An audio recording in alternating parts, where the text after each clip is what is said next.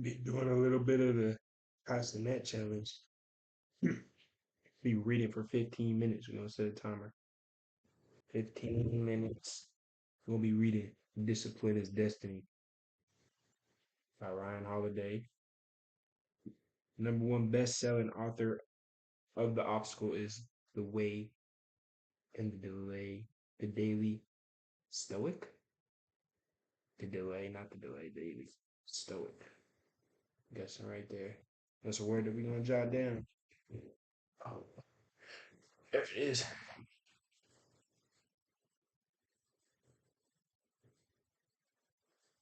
Jot words down, look them up, find stuff that we don't know in this book. Overall, we're gonna read for 15 minutes, 14 now. For this, we'll get started. Be doing a little bit of the net challenge. Be reading for 15 minutes. We're gonna set a timer.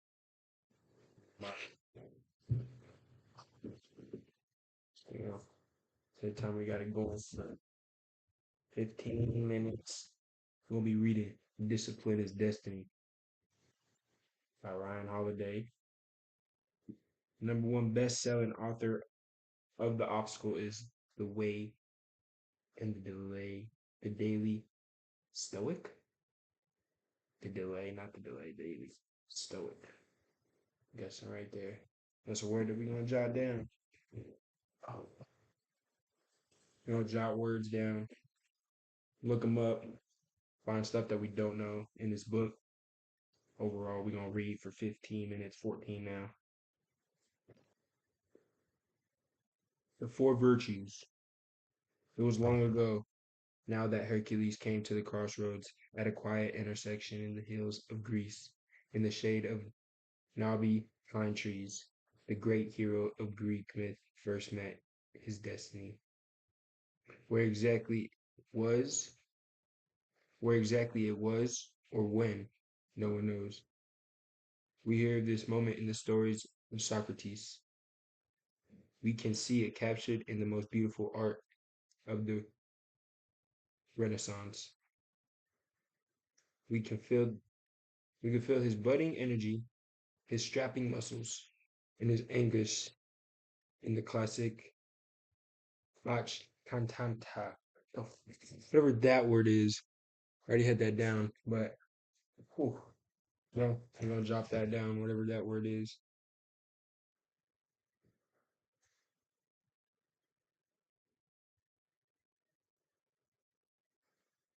All right, so that's one. If John Adams had his way in 1776, Hercules at the crossroads would have been immortalized on the official seal of the newly found United States. Because there, before the man's undying fame, before the 12 labors, before he changed the world, Hercules faced a crisis, one as life-changing and real as any of us have ever faced. Where was he headed? Where was he trying to go? That's the point of the story. Alone, unknown, unsure. Hercules, like so many, did not know. Where the road diverged lay a beautiful diverged. Yes, diverged. Yeah, that's one word right there that I gotta jot down too. Diverged. D-I-V-E G E D-I-V-E-R-G-E-D. Diverged. Jotting that down.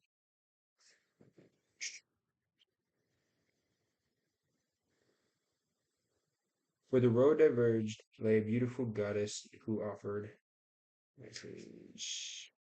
him every temptation he could imagine, ad- adorned in finery. She promised him a life of ease. She swore he'd never taste. She swore he'd never taste want or unhappiness or fear or pain. Follow her, she said, and his every desire would be fulfilled.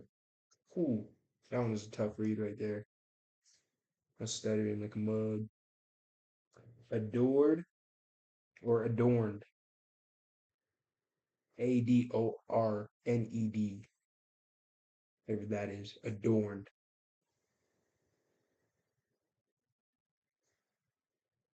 Finery. Hmm.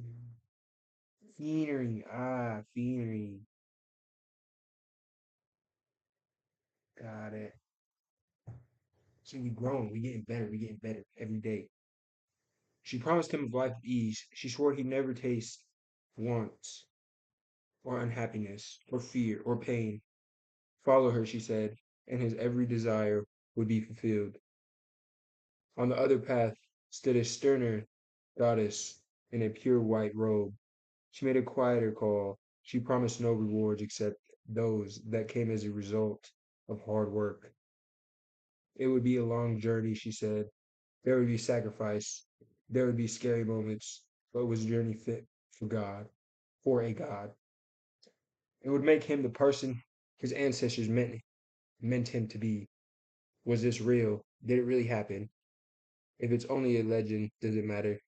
Yes, because this is a story about us, about our dilemma, about our crossroads. For Hercules, the choice was between vice or virtue, the easy way and the hard way, the well-trod path and the road less traveled. We all face this choice. Hesitating only for a second, Hercules chose the one that made all the difference. He chose virtue. Virtue can seem old-fashioned, yet virtue,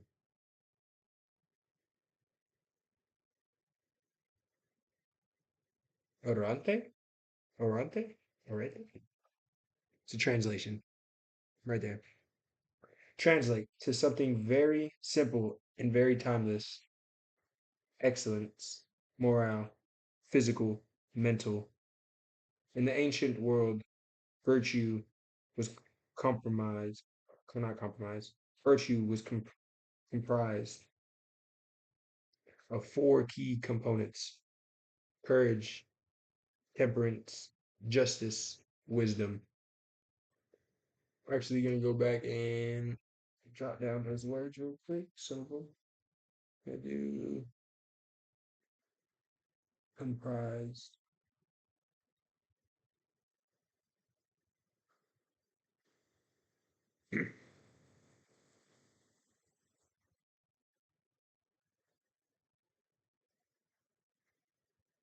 temperance,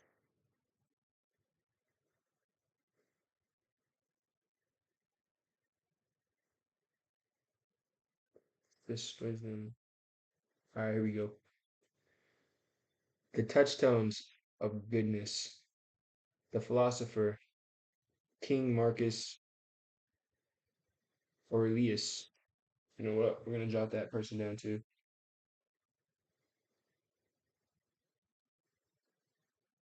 Marcus.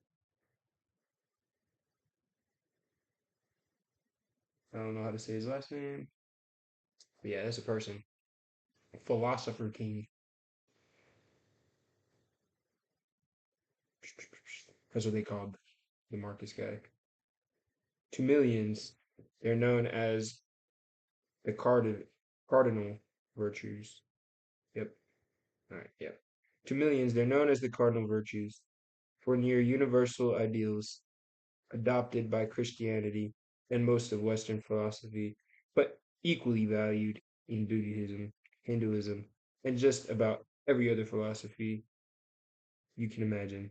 The cardinal C.S. Lewis pointed out. C.S. I don't know who that is. C.S. Lewis. We're gonna check that down.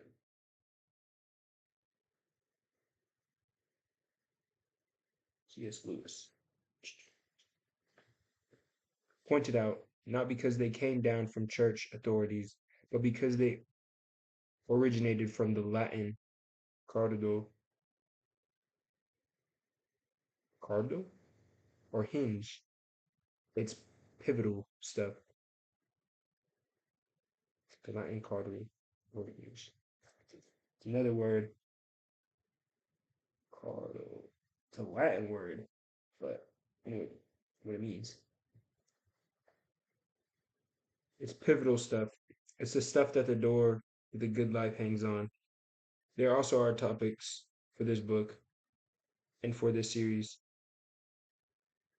four books, four virtues, one aim to help you choose: courage, bravery, fortitude, honor, sacrifice, temperance, self control, moderation, composure, balance, justice, fairness, service, fellowship, goodness, kindness, wisdom, knowledge, education, truth, self reflection, peace. These are the key to a life of honor, of glory, of excellence in every sense. Character traits that John Steinbeck perfectly described as pleasant and desirable to their owner, and makes him perform acts of which he can be proud and with which he can be pleased. But the he must be taken to mean all of humankind. Whoa. But the he must be taken to mean all of humankind, not mankind, humankind. There was no feminine version of the word virtues in Rome. Virtue wasn't male or female, it just was. It still is. It doesn't matter if you're a man or a woman. It doesn't matter if you're physically strong, painfully shy, a genius, or of average intelligence. Virtue is a universal imperative. Ooh, not gonna lie, I did not think I was gonna pronounce that word right. Universal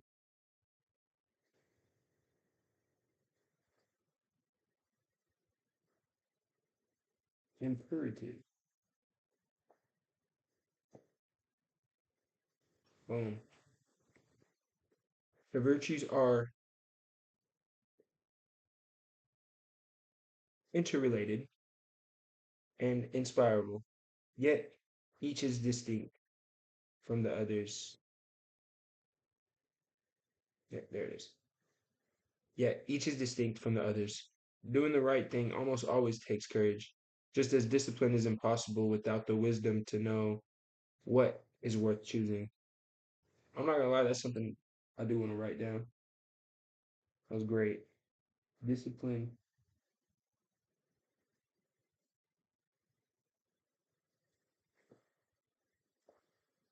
is impossible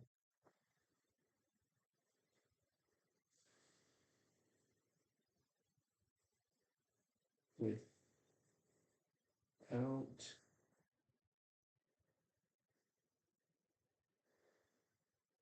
the wisdom to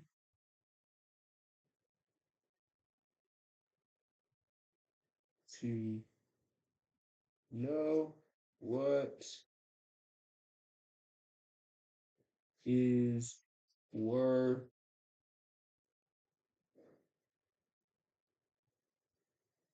choosing. Discipline is impossible without the wisdom to know what is worth choosing. And go back later and write down what all that feels like and what that's trying to tell us. What good is courage if not applied to justice? What good is wisdom if it doesn't make us more modest? North, south, east, west. The four virtues are a kind of compass. There's a reason that the 4 points on a compass are called the cardinal directions. They guide us, they show us where we are and what is true.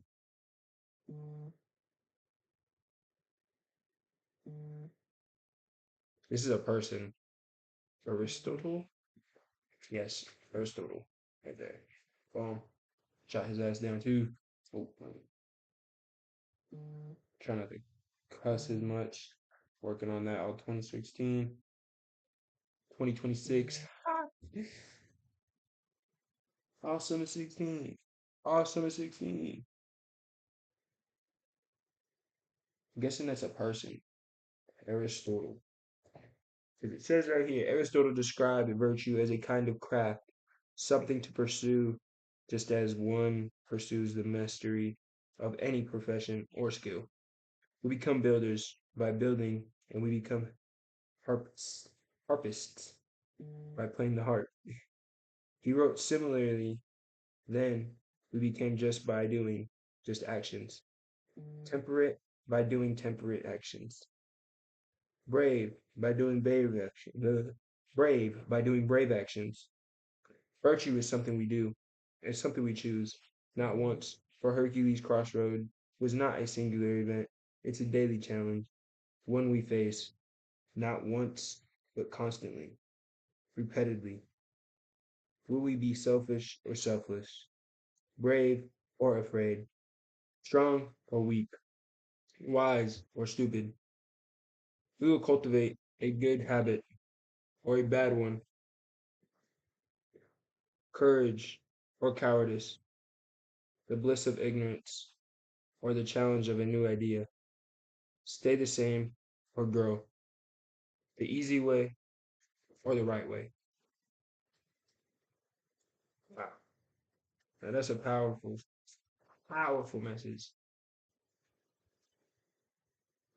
This is just the four virtues. That was just the beginning of it. Wasn't really the introduction. The introduction is where we were going to start next. Boom. Introduction next. A little birthmark right here to keep knowledge. But basically, what that part would kind of just what I took from it.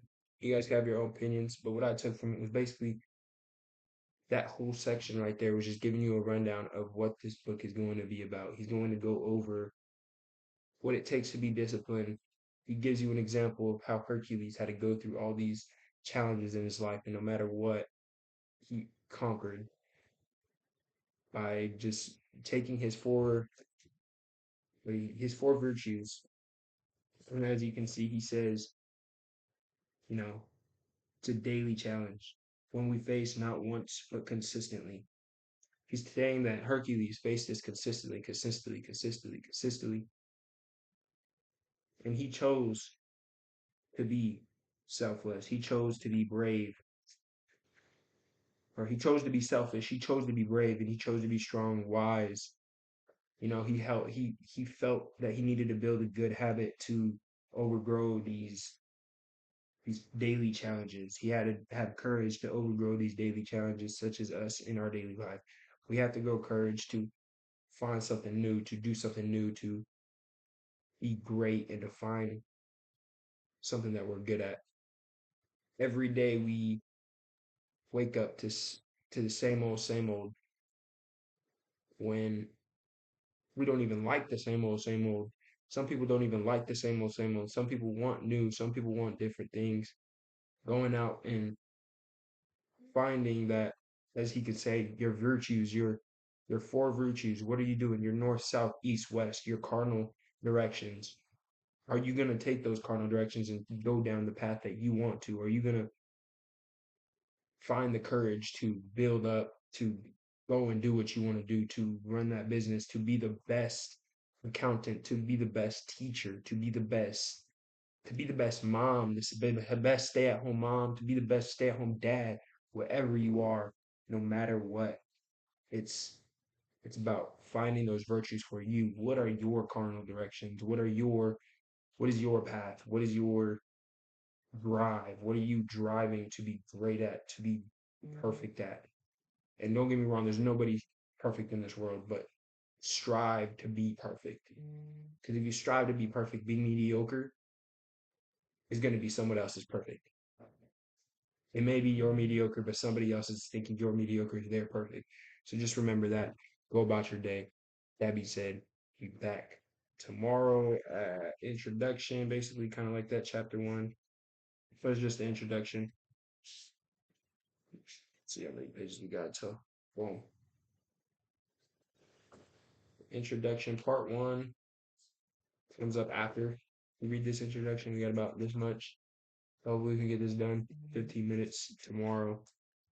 Kind of redo the chapter how I did today. Yeah.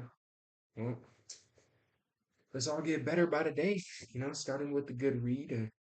Not very good at reading. That's something that I lack, something that I wanted to improve on. And by doing it, I'm going to have people do it along with me. So, yeah, you watching this, come join the journey, and let's get great together. Let's build our minds. Let's build our confidence. Let's build our courage. Let's stop being weak. Let's stop being scared. Let's go out and be the best version of you can be.